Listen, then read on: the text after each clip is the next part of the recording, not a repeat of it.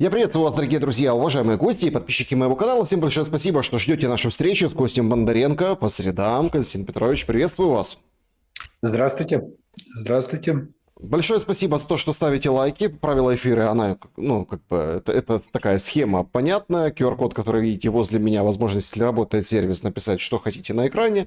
Если хотите оставить вопрос заблаговременно, сообщество YouTube, там уже люди пишут вопросы, и к ним мы обязательно перейдем. Также клуб зрителей Шелест и, конечно же, чат трансляции. С чата начнем, и, наверное, с сегодняшней такой очень интересной и важной с точки зрения вообще будущего государства Украина вопроса. И он, собственно, перекликается с опросом для нашей аудитории, итоги которого мы подведем в конце. О чем говорит решение Зеленского отобрать у настоятеля УПЦ Онуфрия паспорт? Сегодня сообщили, что он лишен украинского гражданства, гражданство приостановлено, и, мол, потому что у него был российский паспорт или есть российский паспорт. Сейчас вот перед нашим эфиром массированно по всем сеткам, офисным телеграм-каналам показывают вот эту справку из российского, скажем так, вот этот сервис, да, то есть о том, что Да. смотрите, паспорт действителен, вот какой молодец Зеленский. В общем, интересно, что вы об этом думаете? О чем говорит? Чем ближе конец, тем безумнее дела. УПЦ прикончат, отвлекают внимание от капитуляции или паспорта забирать будут массово. Константин Петрович, как бы вы ответили на этот вопрос и что Тут думаете я по поводу разрываюсь, всего наверное, этого? между первым и четвертым вариантами. Первый вариант, что чем ближе к концу, тем безумнее. Это первый момент. А то, что конец близится для нынешней власти, это, мне кажется, очевидно. Очевидно многим. Вот это, да, как историк, не только как политолог, я, в принципе, вижу, что на самом деле есть очень много факторов, которые показывают, что власть близится к своему концу. Но и, в принципе, то, что власть попытается использовать данный прецедент как руководство к действию в дальнейшем, особенно для борьбы со священноначалием, духовенством, мирянами Украинской Православной Церкви, это тоже очевидно. Вот. Так что я думаю, что это действительно не разовая акция. Да, друзья, проголосуйте и вы. И, конечно же, да, поставьте лайк, если еще не лайкнули этот эфир. Константин Петрович, но давайте попробуем разобраться. Так а с чем связано? Почему именно сейчас? Ведь на самом деле там о паспорте Ануфрия сам Ануфрий говорил в 23-м году. И все это вспоминают о том, что у него был действительно паспорт, но он от него отказался. Почему он был? Потому что в духовное, я так понимаю, учебном заведении, да, он как бы закончил его, это было на территории Российской Федерации, но это был Советский Союз, и, в общем, поэтому прописка у него, мол, там, и паспорт он получил. Но сейчас у него один единственный паспорт, комментирует сейчас Украинская Православная Церковь. А как тогда, подождите, у него что, сейчас вообще паспорта нет? В данной ситуации происходит нарушение 25-й статьи Конституции Украины, которая запрещает лишать граждан Украины гражданства. Но у нас сплошь и рядом эта статья нарушалась. Нарушалась эта статья, потому что нигде нет некоего императива, точнее, нет неких дополнений в 25 статье относительно того, что нельзя лишать гражданства, но в определенных случаях можно. То есть такого нет. Что касается объяснений, которые дал блаженнейший Ануфрий еще в 23 году, и вот эти, кстати, сканы, они же, в принципе, уже фигурировали, это не какая-то сенсация, их уже неоднократно публиковали. Он дал, в принципе, достаточно подробно и юридически выверенные объяснения откуда у него появился этот паспорт. Потом, соответственно, он приехал в Украину, он получил украинское гражданство. До 1996 года у нас не было запрещено иметь там двойное гражданство, это не запрещалось. Вот. Я знаю большое количество даже генералов украинских, которые имели и украинское, и российское гражданство. Вот, которые служили. Я знаю большое количество депутатов Верховной Рады, которые в 90-е годы имели там не одно гражданство. А когда в 2002 году, в принципе, приняли решение о том, что запрещается иметь двойное гражданство, ну, на самом деле уже закон обратной силы не имел. Зеленский на самом деле нарушил закон, нарушил Конституцию, когда принимал данное решение. И я считаю, что смена власти в Украине, она все расставит по своим местам. То есть целый ряд указов президента будут признаны недействительными или же, в принципе, таковыми, которые превышают полномочия президента. По этой теме давайте еще, скажем так, один момент. Так а что ждет дальше Ануфрия? Суды? Он же на территории Ануфрий подает в Украины. суд. Ануфрий будет пытаться решить вопросы через суд. И, соответственно, я думаю, что если ему откажут украинские суды, он обратится в суд по правам человека, Европейский суд по правам человека, ЕСПЧ, и там у него будут железобетонные позиции относительно того, чтобы доказать свою правоту. Вот. В этом можно не сомневаться. Другой вопрос, что, воспользовавшись, возможно, нынешней ситуацией, возможно, указом, руководствуясь указом, митрополита Ануфрия могут депортировать из Украины. Куда? А это уже вопрос, куда. То есть могут создать определенные... Вы же понимаете, нашим чиновникам закон не писан. Вот. Нашим чиновникам закон не писан. Погодите, его арестуют и отдадут на обмен? Я не исключаю подобных действий. То есть целого настоятеля церкви, да, именно для того, чтобы показать, что вот, чтобы все боялись, чтобы не насмехались, знаете, они могут пойти, эта власть может пойти на любые действия. Погодите, но это же... Нет, это, конечно, в духе 95-го квартала, однако, погодите, так а Россия почему его должна применять? Вообще, это, конечно, прецедент очень серьезный, и, по сути, это разгром православия. Один из вариантов, кстати, ответа. Я бы не сказал, что это разгром православия. Церковь неоднократно переживала гонения и уходила в катакомбы, тем более, что светская власть никогда не добивалась того, не могла добиться того, чтобы уничтожить ту или иную церковь. Как только уходил тот или иной политик, как церковь возрождалась. Поэтому, знаете, если церковь пережила большевистские времена, то я думаю, что она запросто переживет квартальные времена. Константин Петрович, вы несколько раз повторили о том, что, кажется, близится конец власти. Не кажется. Давайте подискутируем на эту тему. Смотрите, как все хорошо.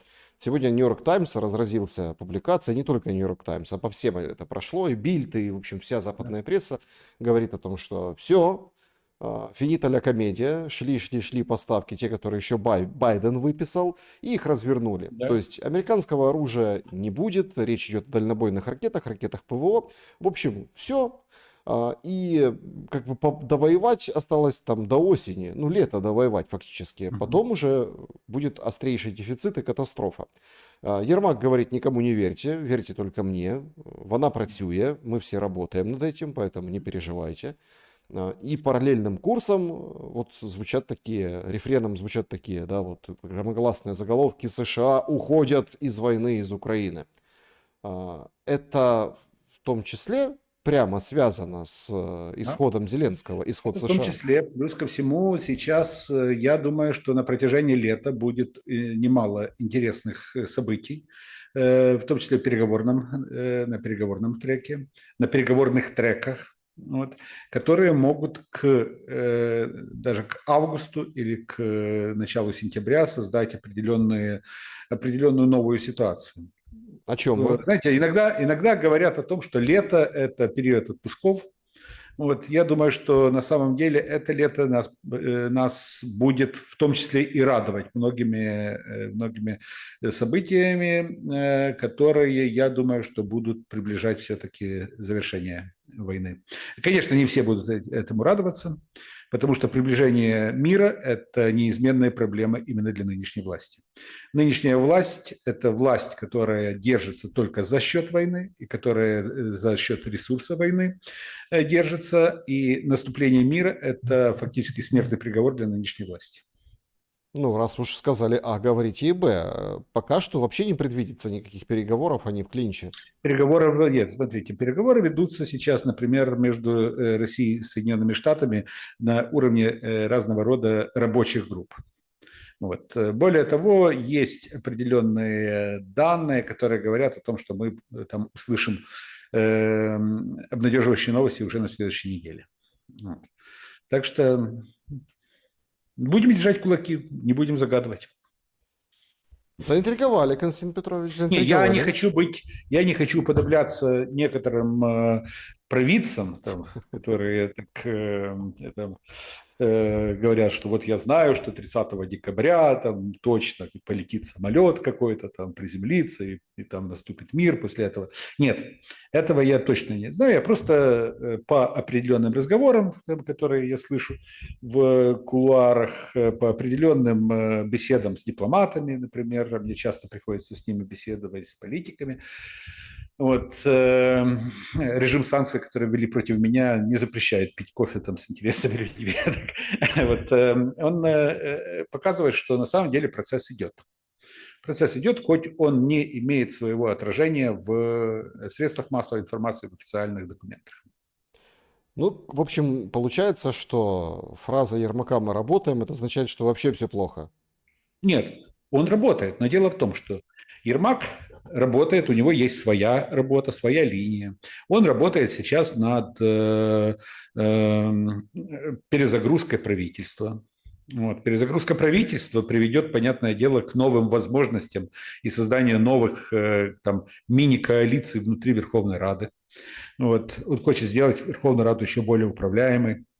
Для этого он будет выставлять на такие неформальные торги портфели в кабинете министров, в новом кабинете министров. Вот, будет предлагать разным там, небольшим партиям поучаствовать в формировании правительства с тем, чтобы сделать большинство, проермаковское большинство, еще более монолитным. Поэтому сейчас в июле он будет работать именно в этом направлении. Маркарову заберут из Соединенных Штатов буквально вот на днях. Потом туда отправят одного из министров наших, там, понятно, вот, будут силовиков там перетряхивать. Вот. А дальше, соответственно, будет большое количество портфелей в Раде, которые будут давать там, за лояльность тем или иным фракциям. Вот, или тем или иным группам внутри фракции. Ну, это процесс такой. Но дело в том, что параллельно, очевидно, будут активизироваться и те, которые недовольны Ермаком, в том числе и в Соединенных Штатах и так далее. Вот, которые будут работать тоже в другом направлении, которые будут вести работу с теми, как раз именно, которые могут выступить в роли оппонентов Ермака внутри страны. Поэтому я говорю, что у нас будет очень веселое лето. Пока что на фронте не весело. А на фронте будет не весело. На фронте нет повода для веселья, потому что мы теряем территорию. Россия активизируется то в одном направлении, то в другом, то в третьем. Вот. Кажется, что вроде бы затихло в Сумской области, как снова вспыхнуло вот именно в Запорожской области и в Донецкой. Потом, соответственно, там затихает, начинается наступление на Днепропетровскую область. И понятное дело, что этот процесс на сегодняшний день остановить невозможно. Ну, что-то же делать приходится Зеленскому. И вообще, вот мы начали с Ануфрия. Зеленский Такое ощущение, что это чтобы победной реляции. Это чтобы прикрыть, условно, одни говорят, ну, условно, прикрыть информационно ужас и кошмар. В Днепропетровской области зашли российские войска, это там пытаются как-то замазать. А паблик Deep State опять анонсирует существенное изменение в карте, но уже там туда, в сторону Запорожья, как вы сказали. И это нужно прикрыть. Вот прикрыли вроде как информационно, да, вот Ануфрий, ну сколько там, ну, понятно, сейчас запустят всех вот этих говорящих голов, и они будут говорить, смотрите, Московская церковь, Москва-роты, ФСБ. Это тема, которая будет жить 3 дня. Максимум, до конца недели. До конца недели будет жить эта тема. Потом, соответственно, эта тема уходит. Вот. Она не настолько будоражит умы там, ура-патриотов, чтобы жить этой темой месяц или там 2 или все лето. Понятное дело. То есть, тем более, что то, что касается Украинской Православной Церкви, наступление на Украинскую Православную Церковь идет уже не первый год. Тему пытаются постоянно качать, постоянно ее раскачивать. Ну, знаете, на самом деле, мне кажется, что в принципе эта тема уже перестала быть именно той, которая формирует определенную повестку. Ну, а вот отбирать паспорта или вводить серые паспорта, как предложил Притула, это прям можно каждую неделю у кого-то забирать по Я понимаю, гражданству. что Сергей Притула, он работает на определенную электоральную нишу, у него есть определенная политическая цель, он себя мыслит уже политиком, вот, и он работает именно на свой электорат.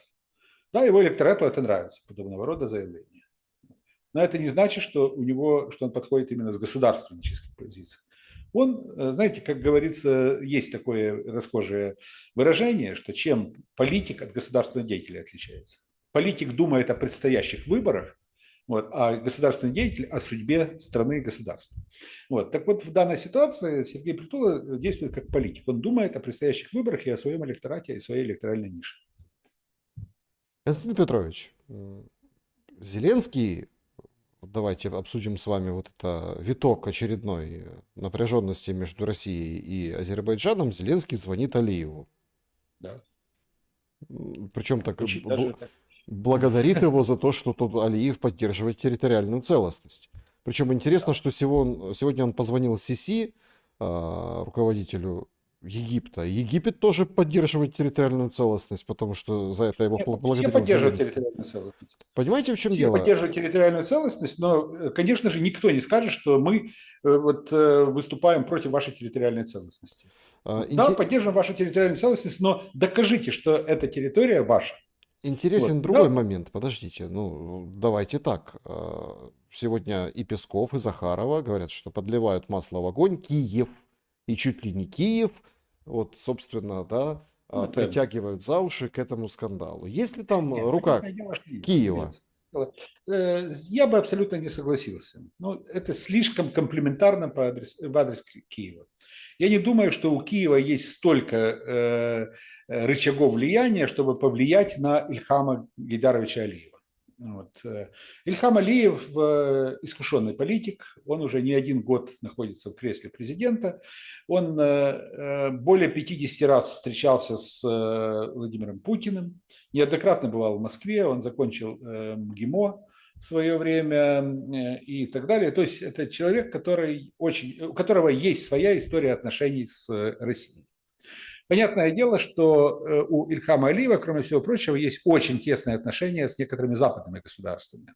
Вот. Давайте не забывать, что львиная доля добычи нефти в свое время на Каспии была зарезервирована за British Petroleum. Вот. Давайте не забывать также, что и Азербайджан, и другие южно-кавказские республики находятся в сфере интересов той же как раз и Британии, и частично Соединенных Штатов. Вот. Азербайджан еще интересен и тем, что там сейчас активизировали свою деятельность, активизировал Китай. Китай именно через Азербайджан и Грузию пытается создать одну из веток, один из коридоров шелкового пути. Вот. Так что это тоже очень важный момент, который следует учесть. И я думаю, что вполне возможно, что сам конфликт, который сегодня разгорается, будут попытки именно тоже на протяжении лета, до конца августа купировать. Вот. В конце августа состоится саммит ШОС. Я думаю, к тому времени в вопросе о взаимоотношениях между Баку и Москвой будут расставлены все точки над «и». Вот. Я не знаю, чем это обернется, но я не думаю, что стороны будут именно нацелены на то, чтобы идти на откровенную эскалацию конфликта. Повод дутый, согласитесь. Повод дутый, но я думаю, что Ильхам Алиев и его окружение, они применят все возможности для того, чтобы таким и легким шантажом, и достаточно серьезными такими выпадами, демаршами вот, добиться целого ряда преференций от России. Мгм. Они чувствуют, что есть определенная слабина в данной ситуации, на данном направлении, и попытаются сейчас получить максимум возможного. М, Опять-таки, да, то есть многие говорят, англичанка гадит, да, вот это. Но давайте не без этого будем говорить откровенно, не без этого. Просто Кавказ, Южный Кавказ, как и Ближний Восток, является сферой, где очень сильны интересы Великобритании. Британской сети, британской разведки, британского влияния. Кажется, что вот по самой атмосфере, если мы берем за основу, ну или как, смотрим вот с этого угла, да, о том, что там англичанка гадит, кажется, что это началось и запустили вот этот процесс там критики Путина, критики власти российской на азербайджанском медиапространстве исключительно потому, что что-то пошло не так. Вы А, знаете, когда началась очень серьезная критика, вот именно такая массированная, в 2013 году. В 2013 году, во время президентских выборов, вот, когда Россия пыталась там тоже играть свою игру, когда Роснефть пыталась укрепиться на Каспии, вот, тогда началась очень серьезная активная критика России. Потом эта критика спала немного, потом несколько раз она снова усиливалась во время азербайджанско-армянского противостояния вокруг Карабаха. Вот, и вот сейчас она снова вспыхнула, приблизительно последних 2 месяца, она вспыхнула с новой силой. Я просто к чему? К тому, какие события нас ждут, если вот поджигают, условно, подбрюшье России. Ну, тут вопрос уже... Нет, то, что подбрюшье России, сам термин подбрюшье начали использовать в конце 90-х активно, и как раз это подбрюшье всегда считалось в России, российские политологи, там, геополитики постоянно говорили о ненадежности этого подбрюшья, что рано или поздно Россия может его потерять, говорила. Да, были те, которые говорили, что да никуда они не денутся, но точно так же они говорили и об Украине, что, мол, куда хохлы денутся. Ну вот, никуда они от нас не уйдут. Снизим им чуть-чуть там цену на газ, и они будут послушными. Вот приблизительно вот эта недооценка многих процессов, которые происходят на постсоветском пространстве, приводит к определенным последствиям для России, которые приходится расхлебывать то в одной, то в другой стране. Ну, это уже, ну, это вопросы уже не ко мне, это вопросы к в России есть кому стратегировать, в России есть кому заниматься вопросами внешней политики и выстраивать определенные там, планы на будущее. Зеленский, вот вечернее обращение сегодня было очередное, да, и вот прям 2 дня подряд, а может даже 3, подчеркивает, что Дания будет теперь на полгода главой в Совете Европы. И прям подчеркивает это очень и очень, ну, скажем так, жирно. Какие надежды питает Зеленский? Потому что, судя по всему, Украине, если так трезво посмотреть, без пропаганды на все происходящее, ну, кроме как на Европу, и надеяться не на кого. Нет, ну смотрите, дело в том, что у нас каждые полгода, как только меняется новый председатель в европейских структурах, сразу же у нас высказываются очень большие надежды на то, что вот теперь у нас все пойдет как по маслу. Потому что европейская бюрократия во многом будет подчинена там, тем веяниям, которые будет задавать то или иное государство. Проходит полгода, ничего не происходит, потом говорят, что вот следующее, там будет следующая страна. Я не помню, кто будет после Дании, честно говоря. Можно посмотреть, это не закрытая информация. Вот, значит, следующая страна, вот она точно поможет Украине стать членом Европейского Союза или же продвинуться в этом направлении. Пройдет еще полгода, потом на третью страну будут большие надежды и так далее, и так далее. Каждые полгода меняется председательство. Я просто к чему? К тому, что вы согласны с оценкой сегодняшней прессы о том, что Украине реально там до лета нужно что-то думать, и придется заканчивать войну и уступать России? 6 августа истекает срок как раз военного положения, ныне действующего военного положения, и будут ли его продлевать на очередные 3 месяца, это уже вопрос. Вот, потому что очень многие люди даже в окружении Зеленского начинают говорить так в частных разговорах, что вот 6 августа как бы не продлят. Вот. Хотя, вы знаете, такие же разговоры были и раньше, вот, были такие разговоры. Но есть часть людей, особенно оппозиционных по отношению к Андрею Борисовичу Ермаку, которые говорят о том, что ну вот сейчас уже точно не продлят. Вот, надо готовиться к выборам. И под их влиянием очень многие штабы уже начали активно так, разворачивать свои структуры в регионах. Вот. Поэтому, знаете, вот у нас в ожидании 6 августа очень многие вот надеются на то, что осень у нас пройдет под знаком выборов. Но с другой стороны, выборами, наверное, и не пахнет, потому что Зеленский меняет там Кабмин, тасует колоду, а там Ермак усиливается. Зачем Так выборы? вот, нет. Так дело в том, что одно другому не мешает. Одно другому не мешает. Тут есть несколько процессов, потому что вы же видите, что сейчас в окружении Зеленского начинают все чаще говорить, нам необходимо будет даже после отмены военного положения, необходимо будет ввести определенный мораторий на выборы на полгода. Вот. Хотя это не предусмотрено законодательно. Потом говорят, нет, нам надо разработать новый закон о выборах. Стефанчук говорит, что вот следующие выборы пройдут уже при при таком законе, что, которого еще никто не видел, никто этим законом не пользовался.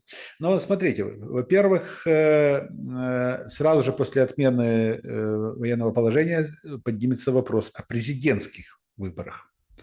Это 2 месяца, которые необходимо будет на то, чтобы провести эти выборы, 3 месяца фактически. Вот 3 месяца, в которые необходимо будет уложиться.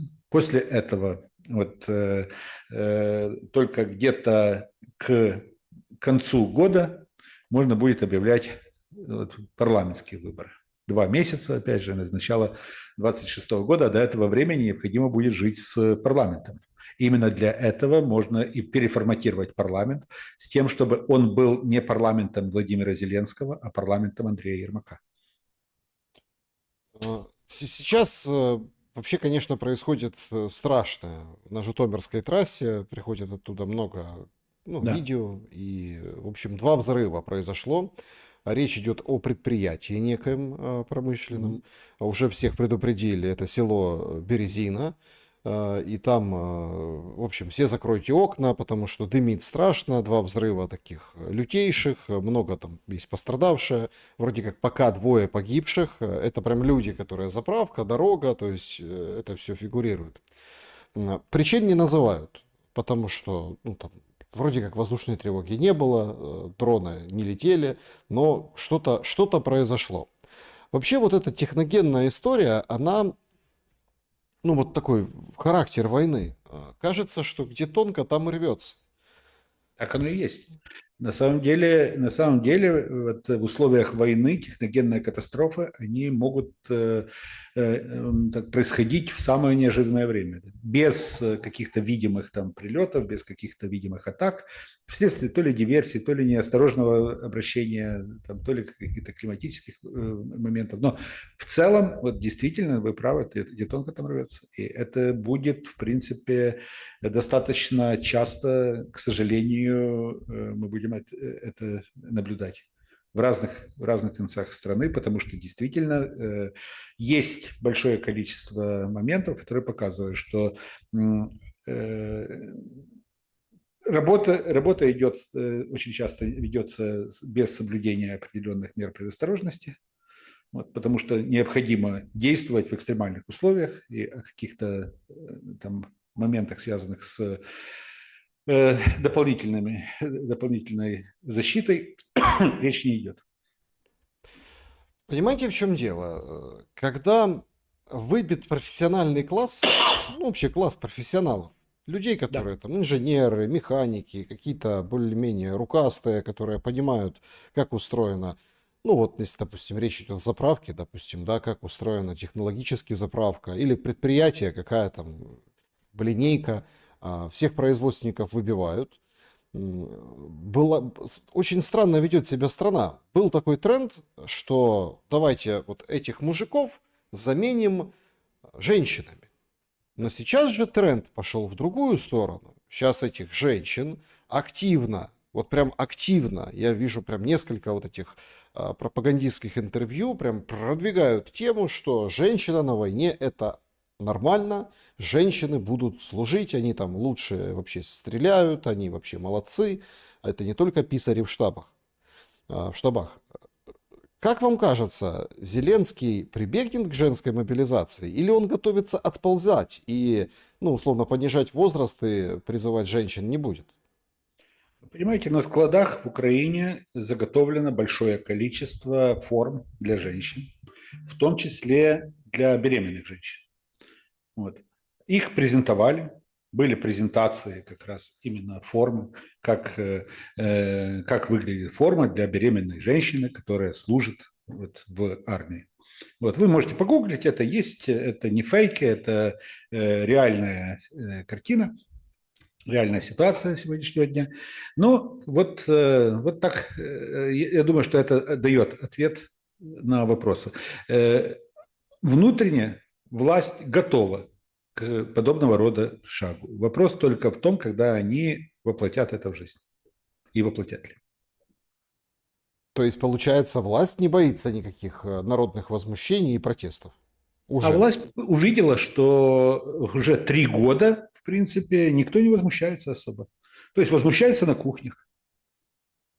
Возмущаются на кухнях, но активных действий, активного сопротивления нет. А раз нет активного сопротивления, значит, можно делать все, что угодно. Историю рассказали мне. Ну, опять-таки, я, конечно, так посмеялся. Байка, говорю. Ну, не поверил, но мне уверяют мне, что это реальность. Значит, речка Тиса, граница. Кусачиками парень делает, ну, отверстие в этом заборе, это из колючей проволоки. Его замечает пограничник, бросается к нему, тот успевает нырнуть, переплыть. Пограничник не стреляет. То есть, ну, он плывет, но видит, что пограничник за ним прыгает в воду и как бы его настигает. Тут переплывает на другой берег, в шоке, потому что он уже вроде как на другой стороне. Да. Пограничник говорит, что ты смотришь, побежали. И сбежал вместе с этим уклонистом. Я, конечно, ну так, как анекдот, конечно, это все воспринял, но мне прям вот прям крест на пузе говорят. Крест на пузе, это вот так и было. И действительно, у нас без подробностей пошли сообщения, 2 или 3, я их видел на официальном уровне, что сбежали пограничники. Но это о чем говорит? Да, да, но это говорит о том, что именно бегство из Украины является главной формой протеста сегодня. Народ не готов протестовать, но готов бежать. И бежать готовы даже те, кому поручено сегодня защищать границу. Но это означает, что что-то происходит, что-то не так, понимаете? Конечно. Ну, так оно уже давно происходит не так. И, кстати, вот социологические данные даже лояльны к власти аналитических, социологических центров, они показывают, что, в принципе, у нас почти 80% населения считают, что что-то идет не так. Но при этом поддерживают Зеленского, поддерживают власть и так далее. Как вам кажется, Зеленский вот сейчас, ну, насколько уверенно держится в своем кресле? Потому что есть такая версия, что вот эти телодвижения Ермака по укреплению себя же, Да. ну, это так прям прямая конкуренция Зеленскому выстраивается. Зеленский считает, он пребывает в уверенности, что его власть сильна как никогда. Он считает, что он велик как никогда. Он считает, что у него, на его стороне весь цивилизованный мир. Вот, что все то, что происходит с Трампом, это недоразумение, и это старческие маразмы Трампа. Он считает себя властелином мира и человеком, которому должен весь мир.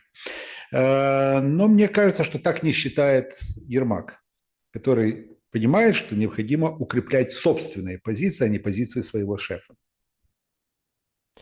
Очень интересно, журналист «Украинской правды» рассказывает о том, что когда Ермак прочитал материал «Политико», про себя любимого в нелицеприятном свете. Он был зол, рвал и металл и чуть не уволил Буданова. Буданов вместе с этим появился с интервью, с таким выходом в свет фактически, где очень интересную сентенцию выдал. В общем, говорит, Путин же недавно заявил, что там, где нога российского солдата, то все наше. На это жестко реагировал МИД, Сибига, говорит, ах вы, что ж вы тут это там на каждую ногу найдется по дрону. А Буданов говорит, ну так они правы, мы это все понимаем, поэтому не бегите от ТЦК, идите защищайте страну. Скажите, действительно ли ну, вот проявление Буданова подтверждает то, что ну, Ермак может его снять? Ермак не может снять Буданова, в принципе, потому что подобного рода решения принимаются не Ермаком, вот, скажем.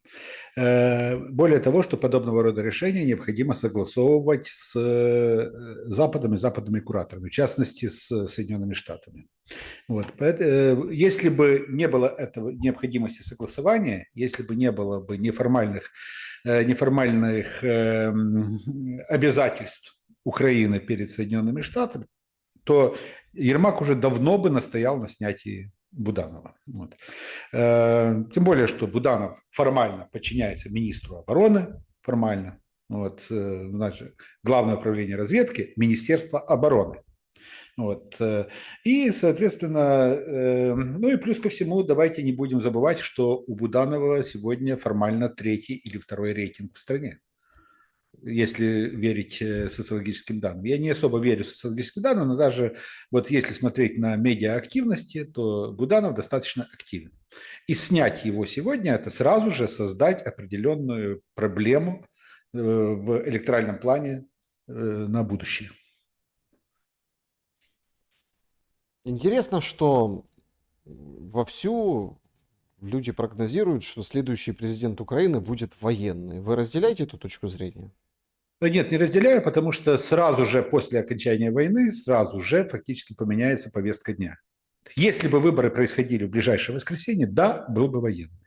Вот. Если они произойдут через 3 месяца после завершения войны, то не факт, что будет военный. Потому что военные после завершения войны, если сегодня они воспринимаются как защитники Отечества, как надежда Отечества и так далее, после войны они будут восприниматься в большинстве своем как угроза для большинства граждан. Человек с ружьем или человек в камуфляже будет восприниматься как угроза непосредственно для жизни, безопасности и так далее любого гражданина Украины.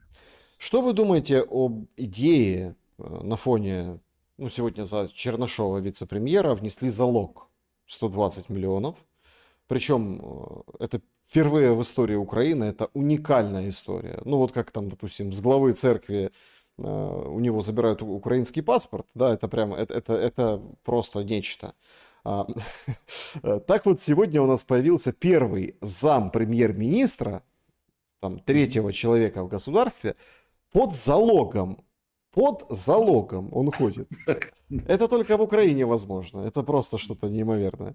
Но, тем не менее, он продолжает выполнять свои обязанности. И, в общем, есть такая идея, что, в общем, закрыть надо Министерство национального единства, но звучит некрасиво, как это мы закрыли национальное единство. Поэтому думают, что с этим делать, и за границу фактически, да, уже теперь не окучивают в плане выборов, наоборот, как бы будут отсекать и будут ставку делать на голоса внутри представителей власти. Что вы об этом думаете? Ну, смотрите, насколько я помню, я могу ошибаться, но в 2000 году, в ноябре 2000 года, когда арестовали Юлию Тимошенко, вот, она находилась в Лукьяновском СИЗО, но при этом она сохраняла статус вице-премьера, вот, по энергетике. Так что у нас это уже не первый случай. Вот, потом ее уже сняли.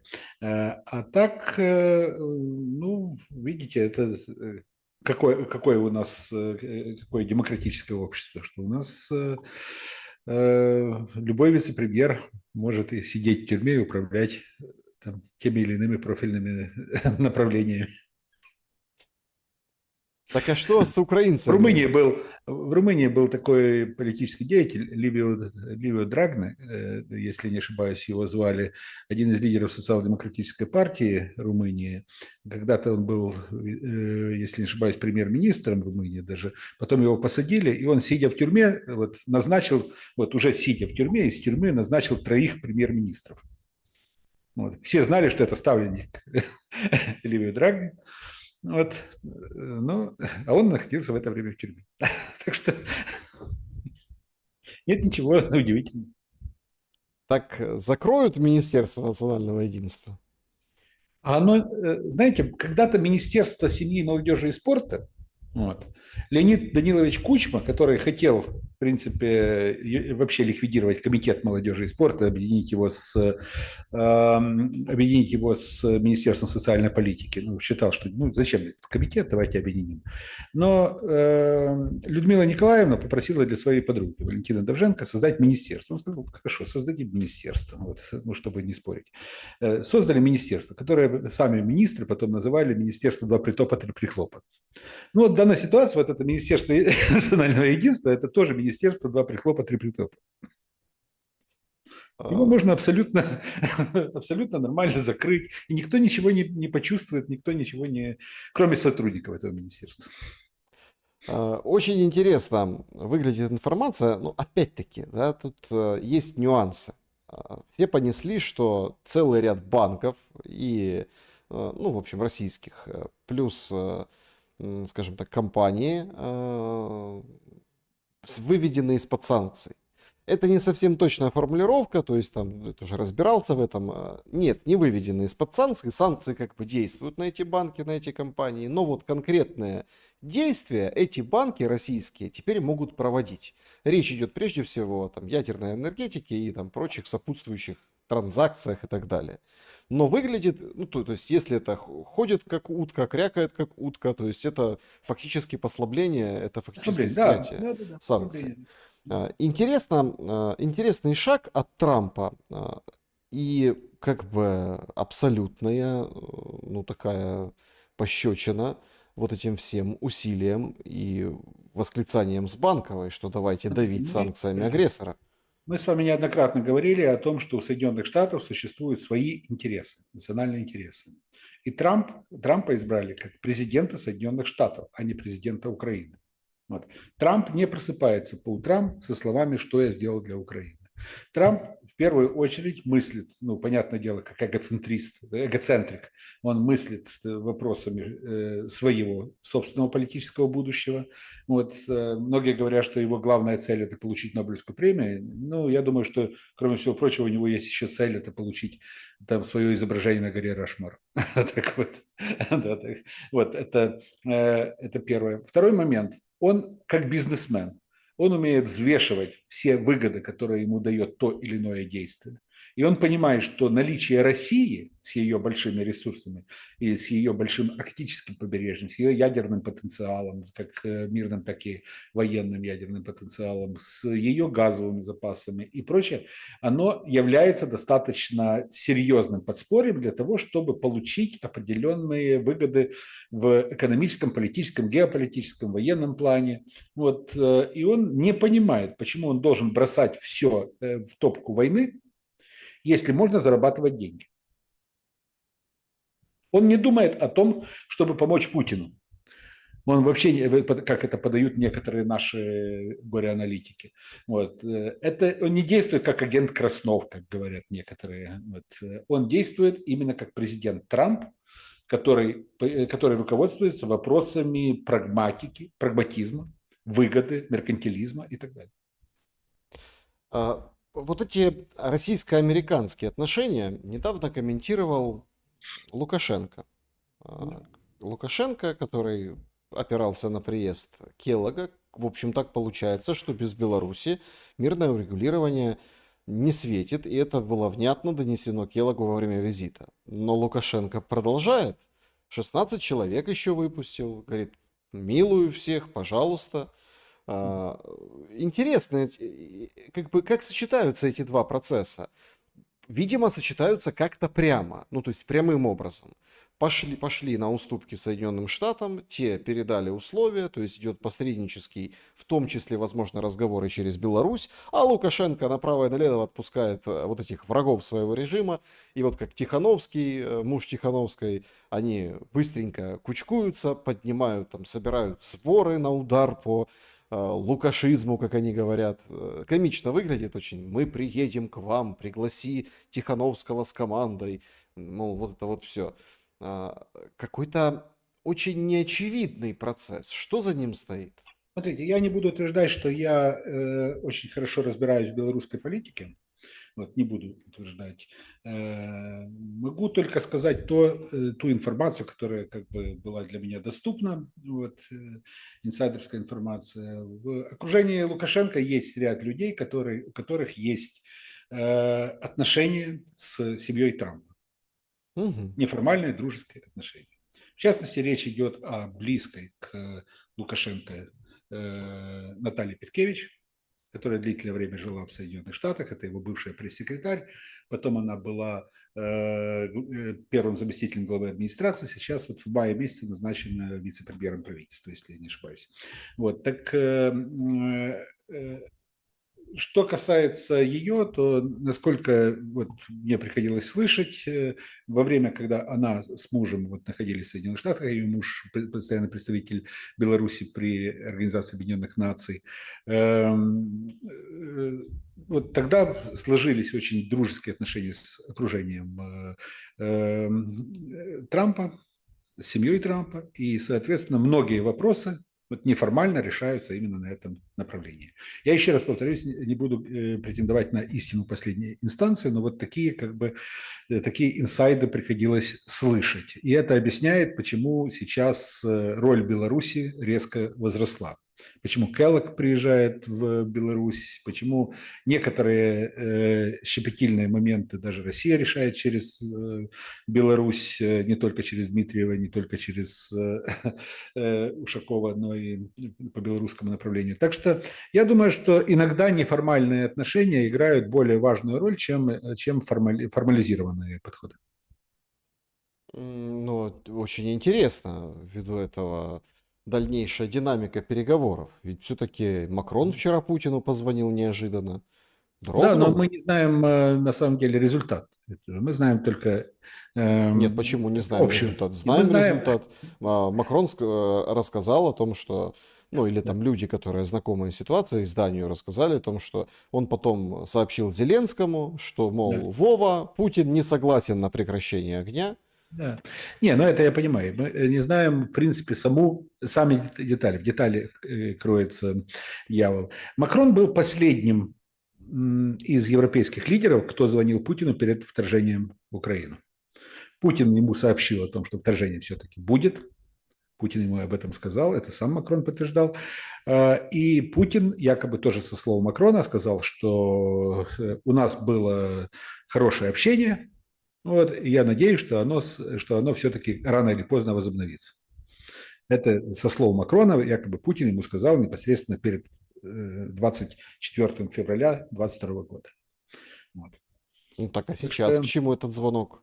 вполне возможно, что это общение, вот то, что Путин сказал, что рано или поздно это общение возобновится, вот оно возобновилось. А кто кому, 3 года его не было. а кто кому звонил? Одни говорят, что Путин Макрону, другие говорят наоборот. Насколько я понимаю, насколько понимаю из сообщений, Макрон звонил Путину. Вот. Более того, звонок был заранее забронирован, что называется, и Песков утром перед звонком Макрона даже объявил о том, что сегодня ожидается очень важный международный звонок. Все ждали, с кем же на этот раз. Ну, вот Макрон. Но это же этот целовальщик Зеленского. Ну да, да, вот в данной ситуации, вот когда Макрон звонит Путину, это значит, что все идет очень плохо у Запада. Запад сегодня стоит перед дилеммой. Если остановить войну, это будет означать поражение Запада, не поражение Украины. Это будет восприниматься именно как поражение Запада. Вот. Украина может потерять территории, Украина уже потеряла людей, Украина там, может потерять там, еще там, много там, моментов, пойти на определенные уступки. Но восприниматься это будет как поражение Запада. Ну, то есть, помните, очень долго гуляла фраза, нужно сделать так, чтобы Путин сохранил лицо. А сейчас получается, что Запад должен сохранить лицо. Именно, потому что продолжение войны может привести к дальнейшему падению показателей, экономических показателей на Западе, в Европе особенно. Вот. А то, что из войны вышел сейчас Трамп и начинает фактически экономическую войну против Европы, начинает давить Европу экономически, это может привести к тому, что будет очень удивительный результат войны. Через год окажется, что на кону стоит не Украина, не украинская государственность, не украинская территориальная целостность, а главный приз – это Европа. Приз, который могут поделить Соединенные Штаты и Россия. Ну, это... Поэтому сейчас ситуация такая. Либо сейчас признать поражение Европы, условно говоря, в этой ситуации, либо завтра не будет уже что признавать. А как может США и Россия поделить Европу?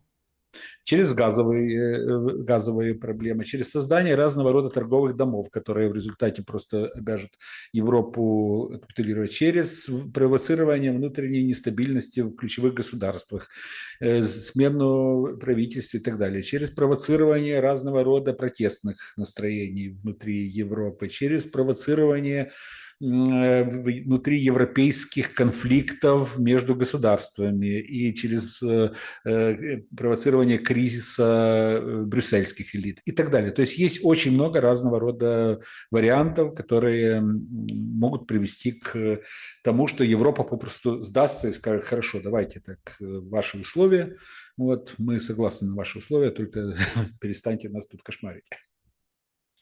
Мгм. Ну, интересный, как бы, такой взгляд геополитический. А если мы переместимся опять назад в Украину и попробуем вот как-то вот, ну, вы как два вопроса, то есть, да, по поводу общества и по поводу, скажем так, истории, да, отношения к истории. А, Кремень закончил свою, так сказать, деятельность. У него вышел срок полномочий, и, в общем, его уволили. Об этом сегодня сообщили. Ну, у Кремня большая послужная, как бы, эта Да, история, но закончил плохо, потому что его победила сердючка. да, именно. Ну, победила, в общем, Кремния сердючка, и он вынужден был, потому что, ну, многие там из кулуаров злые языки говорили, что языкового омбудсмена, ну, просто ему позвонили нужные люди и сказали: давай, как бы, комментируй правильно. И он вышел, откомментировал правильно, сказал, что по закону петь песни на русском языке можно, это не запрещено. Вот. И, в общем, ожидается, наверное, какой-то другой, там, из Карпенко Карова, преподаватель, да, в общем, ожидается другой очень интересный Я персонаж. думаю, что нет, что Скрипенко Карова не подходит. Надо опять либо из третьей штурмовой, либо из полка Азов. Как будто. Может быть, да, А Институт национальной памяти, вот надо кого-то и на омбудсмена оттуда. во-во-во, потому что там есть уже один претендент, который там с Трухановым видео записывал, а потом в передаче «Великий Львив» говорит о том, что мы А, Одессу на фоне автомата Калашникова, говорит, мы Одессу должны, в общем, изменить изнутри, да, освободить изнутри Одессу. Так вот, скажем, вот эта история с языковыми, ну, вот этими разногласиями, она будет продолжаться? Или все-таки а после Кремня, ну, немножко будет? будет обязательно. Потому что для власти это еще одна из тех тем, которые позволяют держать напряжение общества, держать общество фактически фрагментировать на своих чужих, вот, вбрасывать определенные линии противостояния искусственно, вот, создавать конфликтные поля для того, чтобы не давать возможности создавать определенное единое протестное поле. Когда Алферов, руководитель Института национальной памяти, сравнивает Путина и Гитлера, говоря о том, что смотрите, с каким образованием был Гитлер, среднее образование было у Гитлера, какой он Конечно. там тонкой души человек, художник, какой Да. народ немецкий классный, не чита россиянам. А, Да. Почему никто не, ну, как бы не одернул и не сказал: Алферов, директор Института нацпамяти, ты получаешься, как бы прославляешь нацизм. Да, так это стало нормой, к сожалению. Это уже никого не удивляет. Если бы это прозвучало лет 10 назад, это бы вызвало бы скандал. Но сейчас это воспринимается уже как абсолютная норма. А что он такого сказал, условно говоря? Ну да, ну ему Гитлер нравится больше, чем Путин. Ну да, ну вот он считает, что Гитлер был более образованным, более там, милым, симпатичным, там, более изысканным, эстетичным, вот, и так далее. Но извините, пожалуйста, это то, к чему нас готовили последние лет 10. Вот. Окна Авертона нам расширяли на протяжении этих 10 лет и говорили о том, что вот это является нормой. И это теперь воспринимается как норма, извините. Так Это как... мы еще будем отхаркивать, что называется, еще десятилетиями. Нет, так а следующий виток какой? Следующий? Нет. Я думаю, что на самом деле это переписывание истории, не только вот переписывали историю Украины, теперь еще и мировую историю будут переписывать. Ну, не знаю, там... Госпожа Митревель с дедушкой нацистом, кажется, знаете, после таких слов... Ну, не только что госпожи Матревели были дедушки и бабушки нацистами. Это тоже воспринимается нормально. Норма фактически, когда бывшие нацисты приходили, даже бывшие нацисты, действующие нацисты, или же бывшие коллаборационисты приходили к власти в той или иной европейской стране, она отмечается с 60-х годов прошлого века. Вот. Европейское общество начали приучать к тому, что ну, коллаборационизм по отношению к немцам в той же Франции или там в скандинавских странах, или же там членство в НСДАП в Германии или в Австрии, что это нормально, вот, это тоже начали прививать еще тогда. Вот. Да. Нет, Когда просто... канцлер Кизингер был вынужден уйти в отставку из-за своего темного прошлого, это событие 60-х годов. Вот. Но поблажки были по отношению к Миттерану во Франции уже в начале 80-х. Вот. Были там разного рода, так, ну, с пониманием начали относиться к детям нацистов, которые начали приходить к власти в разных государствах Европы уже в 80-е, 90-е годы. Потом то, что там дедушка Анна-Лена Бербок или других там были нацистами, это уже вообще никого не волновало. Понимаете, Просто, нет, дело в том, просто что чем смотрите, дальше от войны, нет, это понятно. Я да, хочу просто, я хочу развернуть в будущее.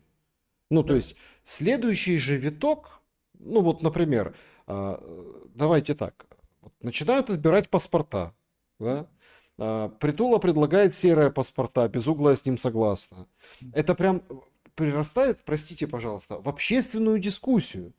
Ну, мол, смотри, вот этот там в лисьей норе сидящий воин, бусифицированный ВСУ, который защищает страну, и какой-то там сбежавший, уехавший или злостный представитель пятой колонны. У них же одинаковые паспорта, но они же не одинаковые. То есть, понимаете, в чем дело? Мы таким образом на следующем витке можем прийти там, к условным желтым звездам, ну или там серым паспортам. Можем. Я как раз хотел сказать, что первое послевоенное поколение политиков, они понимали ценность мира. Люди, которые прошли через войну, люди, которые прошли через боевые действия, которые видели смерть, которые нюхали порох, они понимают, что такое мир, понимали. И они старались не допустить никоим образом новую войну. Потом пришло и поколение их детей, вот, которые понимали, что да, для их родителей война была злом, и, соответственно, мир был ценностью, но для них лично это воспоминания детства, скорее, там, скажем, это тоже как бы страшно, вот, но как бы притупленные воспоминания. Это скорее уже дань была традиции. Когда пришли внуки, вот, которые сегодня, вот, внуки и правнуки, которые находятся при власти, вот, это поколение, которое не умеет ценить мир. Вот. И это поколение, оно в принципе сейчас снова вернуло войну в арсенал. Они очень активно провоцировали войну в Европе, очень активно хотели, чтобы эта война началась. И дальше, соответственно, приходят уже люди, которые начинают полную реабилитацию вот тех же нацистов, фашистов и всех прочих, потому что они знают о каких-то процессах, имеют отрывочные представления, да еще наложено на клиповое мышление. И они говорят, а что такого плохого в войне? Вот. Что плохого в войне? Война – это классно, на самом деле. Война – это весело, считают они. Вот война дает новые возможности. Она может перезагрузить мир в целом. Вот. И Ну, так далее. понятно, украинцы И вот это... Алферов как раз он принадлежит к этому как раз поколению. И, к сожалению, что это поколение в ближайшие годы будет занимать высокие позиции в разных государствах, в разных странах. Так, Поколение, подождите. которое... Проблема в том, что у нас нет другого поколения, и взять его негде. Да, нет другого поколения. Школьников меньше, антирекорд Я вообще. Я понимаю, но дело в том, что это процесс, который, в принципе, где-то и объективный, но где-то он был выпущен из-под контроля. Попросту, наверное, в головы этим людям были заложены абсолютно какие-то искусственные и абсолютно неприемлемые, с моей точки зрения, матрицы. И они живут в этих матрицах. Они просто представляют войну как некую компьютерную игру. Вот для них. Им нравится носить камуфляж, им нравится вот эта вот эстетика войны, вот нравится, потому что сами они, скажем так, не особо спешат воевать, посылать своих людей. Хотя там они говорят, что у меня за плечами, за спиной там боевые действия, но скорее боевые действия, которые в тылу проходили. Вот. А так вот война для них является экшеном, шоу. Ну и на фоне, конечно, знаете, вот я вот такой финальный вопрос задам и перейдем к вопросам зрителей. Сегодня такая история.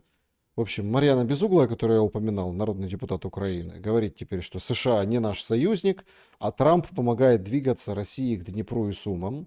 А секретарь комитета Рады по нацбезопасности Костенко вообще говорит, что две страны, которые на нас напали, гаранты по Будапештскому меморандуму, одна страна забирает у нас территории, пытается, другая страна забирает полезные ископаемые. Нет, так я когда-то говорил о том, что Украина оккупирована двумя государствами. 20% Украины оккупированы Россией, 80% Соединенными Штатами. Я вот к чему? Я к тому, что кажется, что это уже начало отыгрыша капитуляции. Видите вы признаки, что Зеленский готов принять капитуляцию? Понятно, он этого не скажет публично. Публично нам скажет вот Марьяна и Костенко, примерно вот это, да? Но фактически мы видим пробные шары, что, мол, ну вот не получилось, потому что там Запад виноват. Скорее всего, Зеленский поручит это сделать Стефанчуку, вот, или там кому-то, кого делегирует, вот, с тем, чтобы можно было этому человеку уйти потом на покой, уехать куда-то, чтобы о нем забыли, а сам Зеленский будет всюду говорить о том, что я не согласен с этим. Вот. Я не согласен, я формирую партию реванша, я буду до конца бороться, давайте все, кто любит меня, за мной, вот, и так далее. Это будет его позиция. Да, друзья, подведем итоги нашего сегодняшнего опроса. Значит, он звучит так. О чем говорит решение Зеленского отобрать у настоятеля УПЦ Ануфрия паспорт? 8% УПЦ прикончат, 11% паспорта забирать будут массово, 16% отвлечение внимания от капитуляции и 65% очень понравилась, да, вот эта фраза, ну, не вместилась по количеству знаков. Ну да, чем ближе конец империи, тем безумнее ее законы. Вот такой итог, вот такой результат, что скажете? Ну, видите, вот я согласен с большинством в данном случае. Переходим к вашим вопросам. Начнем с клуба зрителей. Там я оставлял анонсы, и вот такие вопросы. Вячеслав, здравствуйте. Как вы считаете, в разборках Азербайджана и России какой след Британии и как именно англичанка гадит?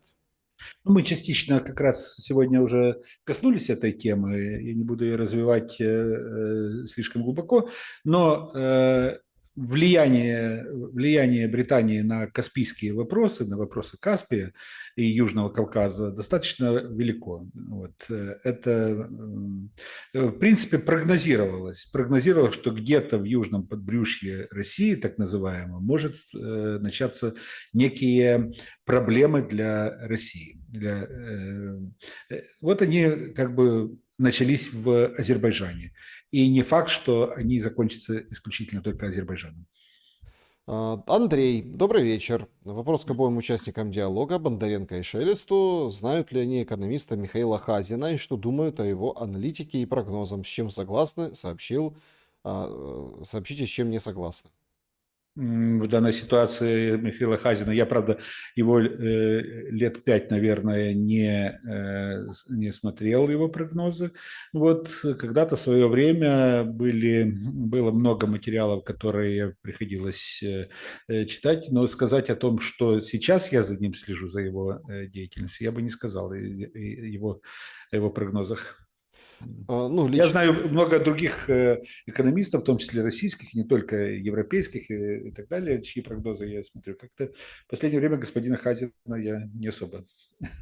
Я тоже выборочно, но, в принципе, толковый, уважаю Михаила Хазина. То, что он толковый, это я абсолютно согласен. Вот, но сказать, что с чем-то согласен, с чем-то не согласен, для этого мне надо быть экономистом.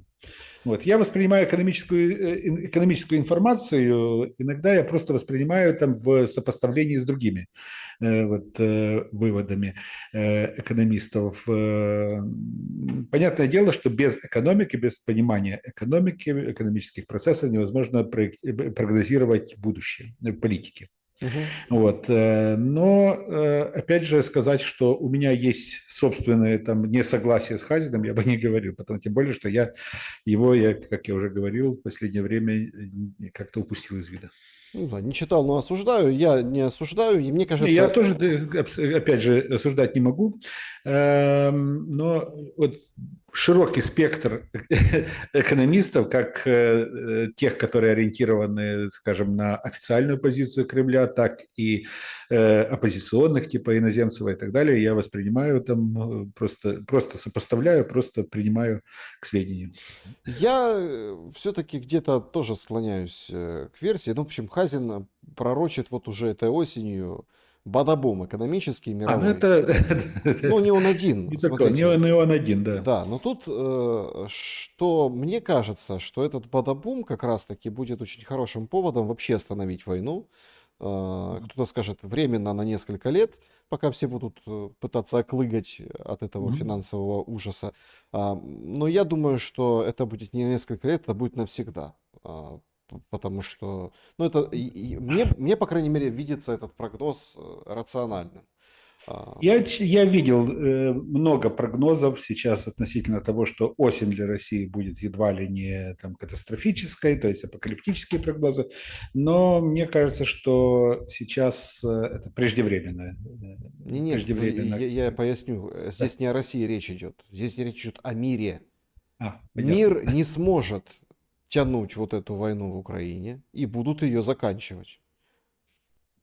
Вот так. То есть тут не в том плане, что... Опять же, что касается мира, что касается Европы, в начале 2023 года были тоже там, прогнозы относительно того, что экономика Европы не может выдержать длительную войну, и поэтому вот до середины, до конца 2023 года необходимо будет Европе выйти из войны, там, скажем так, сохранив лицо. Вот. Прошел 23-й год, прошел 24-й, уже до середины дошел 25-й, а Европа все дальше продолжает воевать. Ну, поставлять деньги, оружие там, и говорить даже о том, что мы будем поддерживать Украину, даже если Соединенные Штаты перестанут поддерживать. Поэтому иногда прогнозы... Ну, посмотрим. Да, иногда логика и реалии, они не дружат друг с другом. Kill Real. Добрый вечер, Александр Константин Петрович. Кому есть дело в Азербайджане до бывших соотечественников, давно уехавших в Россию? Зато на прошлой неделе россияне разнесли единственное оставшееся в Украине Кременчугский и Драгобичский НПЗ, которые исправно работали все 3 года войны и перерабатывали нефть Азербайджана. Между Киевом и Баку были прописаны договоренности о ежегодной поставке 1,3 миллиона тонн нефти на эти НПЗ. Цифра не маленькая, и в американских долларах тоже. А делалось все это через нефтеналивные терминалы под Одессой, принадлежащие государственной компании «Сакар», которая тоже разнесли на прошлой неделе. Поставки нефти обусловлены налицо приличные убытки, которые понес Азербайджан и лично семья Алиевых. Может, у России другие планы на Азербайджан? Ну, вы знаете, я знаю про ситуацию с азербайджанской нефтью, потому что уже говорят украинские экономисты о том, что может быть определенный кризис нефтепродуктов, тем более, что Украина получала азербайджанскую, болгарскую, румынскую нефть в основном. Ну вот сейчас как бы с азербайджанской могут быть проблемы. Но я не думаю, что Путин и Алиев, они именно из-за Украины, из-за украинского направления и из-за Сакара поссорились. У них большое количество других вопросов накопилось, но то, что Зеленский собирается сейчас как бы активно осваивать азербайджанское направление, создает определенные перспективы кадрового характера для такого политического деятеля, пока что еще не политического, а чиновника, как господин Козицкий, нынешний губернатор Львовской области. Мгм. Он по линии мамы очень тесно связан с азербайджанскими элитами, и это как бы создает для него определенные предпосылки для кадрового роста, я думаю.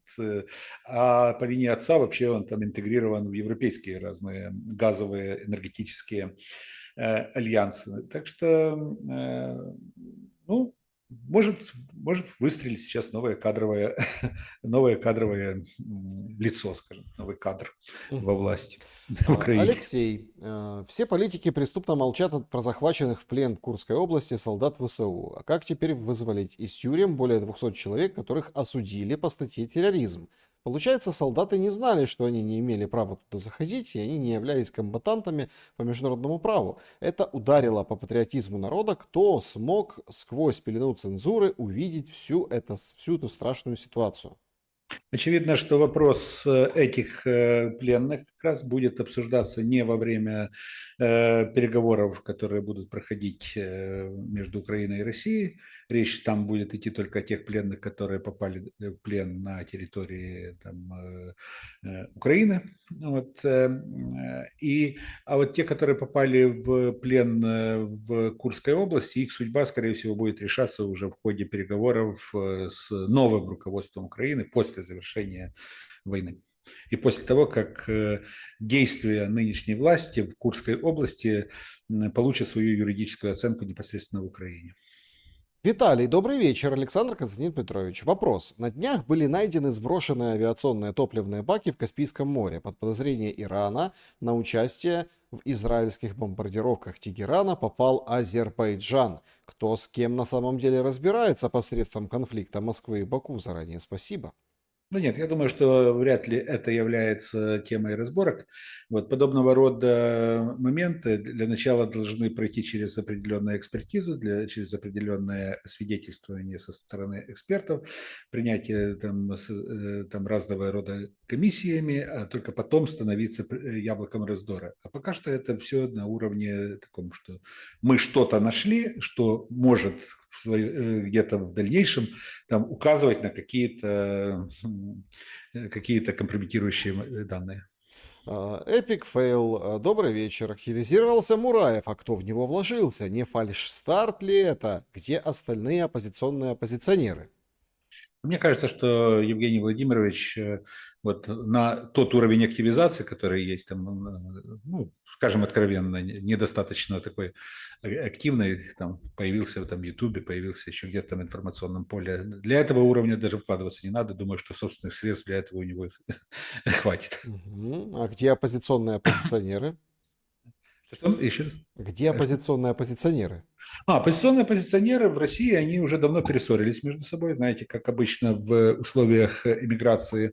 Ну вот, уже одни там сосредоточились вокруг Николая Яновича Азарова, там создали там некий комитет, ну вот, другие вокруг Медведчука. Вот у Медведчука уже там, как мне рассказывают, уже вот все занимаются дружно поиском врагов и поиском внутренних шпионов, там, кто на кого работает. Вот уже тоже перессорились там все между собой. Ну, вот судьба оппозиции, скажем, такова. Э, Ну, давайте говорить откровенно, что Медведчук, что Николай Янович, пока что их коэффициент полезного действия равен нулю. Так а с чем это связано? Они то что-то делают? Нет, они попросту горят желанием чего-то делать, но в России, вот, например, в окружении того же Путина, а также в структурах, которые отвечают за действия против Украины, там, ну, условно, все, Министерство обороны, там, Генштаб и так далее, просто не видят ценности и не доверяют этим людям. Ну, просто такое ощущение, что толкового значит, ничего не предлагают, потому что, Так в ну, том-то и дело. А что они могут предложить? У Нет, них есть подождите. электорат, у них есть сторонники в Украине, такие именно, так, именно ядерный электорат там у них, который их там ждет, готов там к каким-то активным действиям ради своих кумиров. Нет, Вот. не к тому. Ну, смотрите, вы понимаете, в чем дело? Украина сама подбрасывает все прелести, Да, ну, решения там какие-то свои дурные. То паспорта давайте заберем, то да. Министерство национального единства говорит, ой, извините, люди в оккупации, это типа не наша забота. Ну, то есть замминистра такое говорит. То есть можно конкретно же гуманитарным сектором заниматься. Извините, я просто скажу так, что вот больше всего помогает Путину в Украине Владимир Александрович Зеленский. Вот. Больше, вот никто больше его не вредит Украине и не помогает России в этом плане. Вот. Кстати, следующий вопрос об этом. Константин, добрый вечер. Господа, Константин, очень слышим и видим двух популярных в мире политиков, Путина и Зеленского. Но ведь очень важно осознать, а что олицетворяют две эти фамилии? Лично я склоняюсь к тому, что Путин сейчас уже не просто фамилия конкретного человека, а по поводу этих двоих. Ну, на самом деле, любой лидер государства является уже символом фактически. У нас принято персонифицировать власть, вот, и, соответственно, любой глава государства является именно таким персонифицированным олицетворением власти. Вот. Так что система, точнее система, которая сложилась. И, соответственно, мы говорим про систему Зеленского сейчас, вот, которая сложилась в Украине, а дальше ее наполняем уже определенным содержанием. Это определенная партия войны, это определенные там люди, которые пришли из 95-го квартала и просто дорвались до власти, вот, и устроили определенный праздник непослушания. Это определенные эгоцентричные фигуры, которые просто знают только себя, понимают только себя и абсолютно не понимают общество.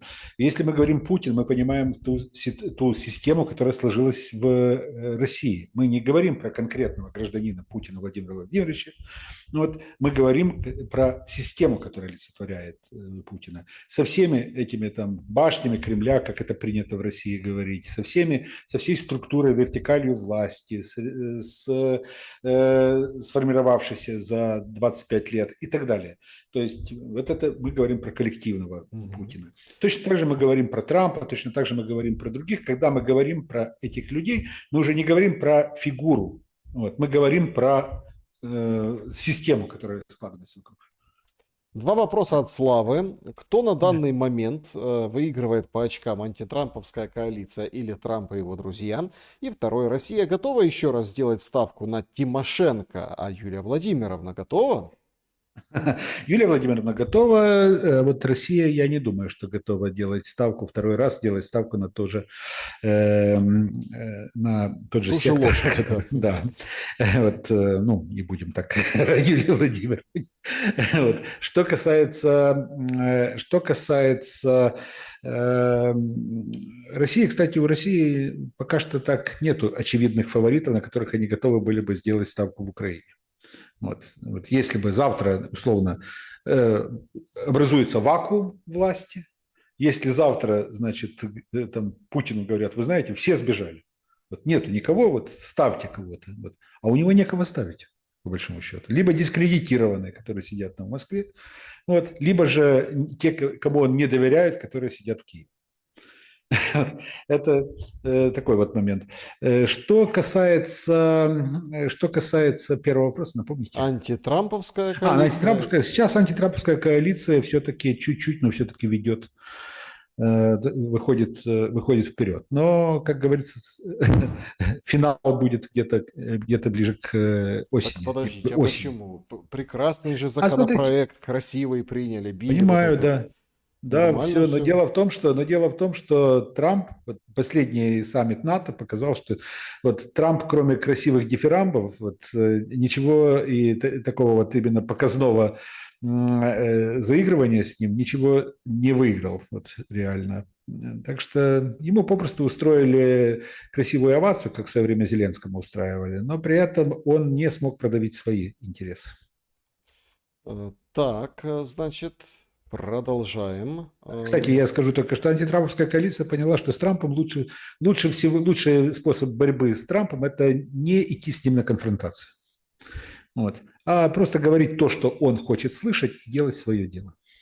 Мирослав, здравствуйте. Украинцев кормят обещаниями, мол, вот-вот и все закончится. Это продолжается уже 3 года. Сколько это вот-вот и конец будет продолжаться, и почему это работает? Я точно не кормлю, что вот-вот закончится. Да, я в прошлом году говорил, что мирные переговоры начнутся в мае. Так и было. Но, кстати, это не моя придумка. Я это услышал у Дерипаски, сразу говорю. Вот, и понимаю, что он не так просто это сказал. Но реально, знаете, я скажу больше. Я не буду вас обнадеживать, потому что завершение этой войны может привести к еще более сложным и более страшным процессам внутри страны, чем то, что сопряжено сегодня с боевыми действиями. Хм. Поэтому я не хочу никого именно расхолаживать или же там обнадеживать. Характеристики личности президента вы посвятили целую книгу «Джокер», пишет Алексей. Вам не кажется, что Лукашенко справился с этой задачей гораздо короче одним словом? Лукашенко, я постоянно говорю о том, что Лукашенко... да, я понял. Да. У Лукашенко очень острый язык и очень острый, скажем, слог. Недаром его некоторые высказывания уже на цитаты растянули. Константин Петрович, вчера в эфире у Шелеста одному яркому националисту зрителям был задан вопрос про возможное будущее Украины. Сражаться, чтобы исчезнуть с лица земли, или стать притчей во языцах, вернуться в родную гавань, или сформулировать новую национальную идею вместо землянки УПА. Ответ дан не был. Какой вариант ответа вам больше приемлем? Если про национальную идею, что можно и придумать еще и пообещать? Скажите, а зачем национальная идея тому или иному государству? Какая национальная идея, например, у Германии, у Швейцарии, у Финляндии? Вот. У нас, в принципе, начали задаваться вопросом, а какова национальная идея у Украины? А какова национальная идея у Турции? Вот. Зачем формулировать национальную идею вместо того, чтобы формулировать стратегию государственной деятельности на ближайшие десятилетия?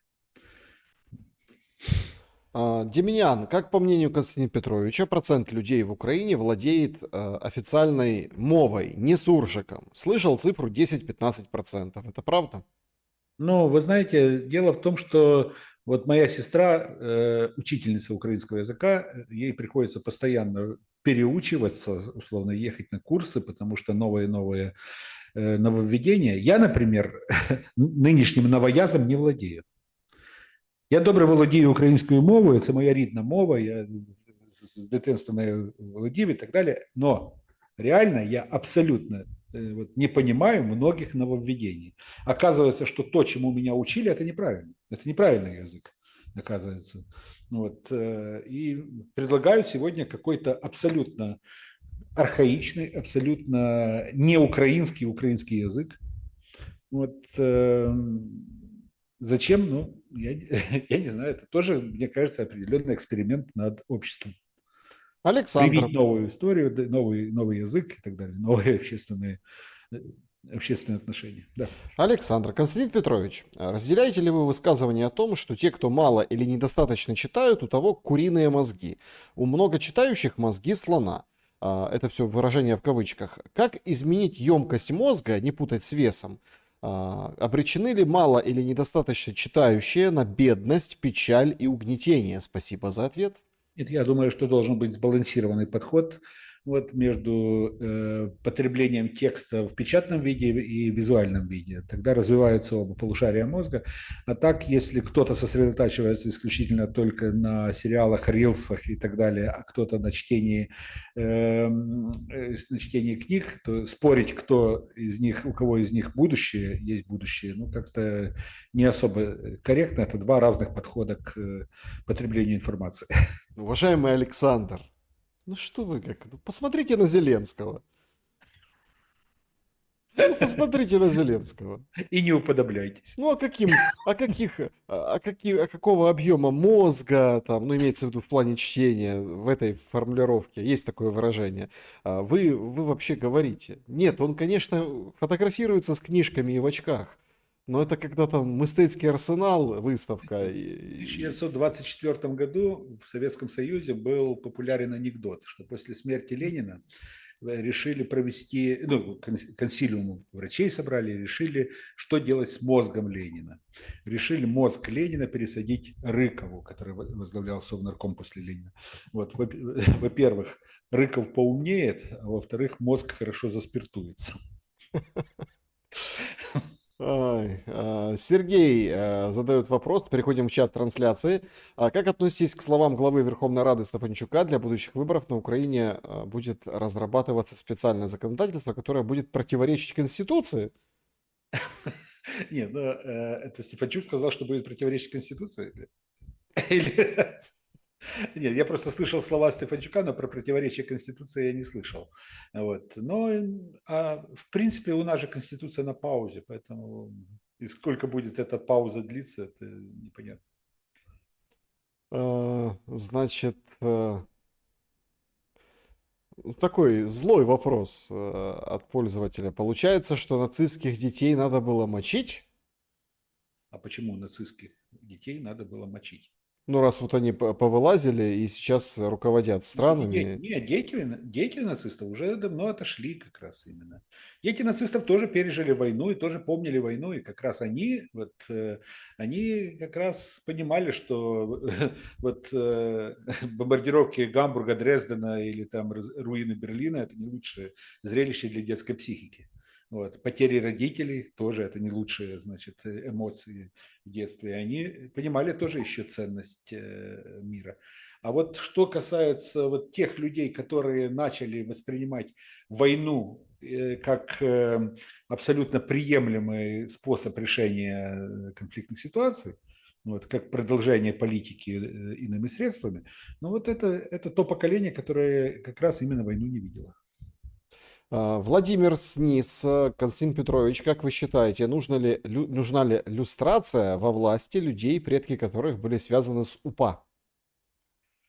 О, ну, знаете, очень сложно сказать. А почему должна быть такая иллюстрация?